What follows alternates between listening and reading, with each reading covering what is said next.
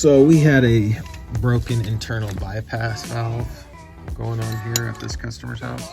Oops. Well, there's parts of it. It's placing a new one here inside the manifold.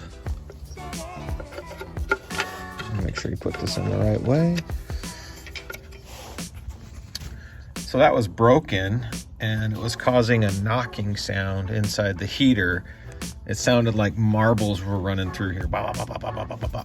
So we replaced that, and we're also replacing the thermal regulator, as you can see. Basically the water's eating right through that. You want to make sure your water chemistry is good. We just tested it. The water's good now, but you want to make sure that it's well balanced, because alkalinity being low can really eat through the heat exchanger. And if you look at the walls of this pipe here, this is copper, basically a copper-based tubing that runs through the heater. It's called your heat exchanger. The walls on this one are much thinner than the walls on that. If you look at the difference, that's poor water chemistry can cause that issue. But we also live here in the desert and our water here is horrible.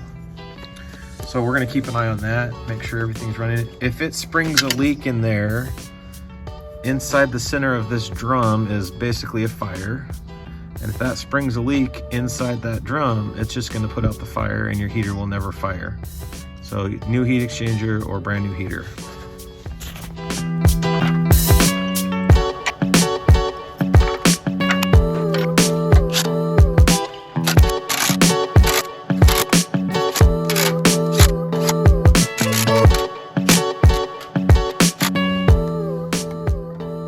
Thermal regulator.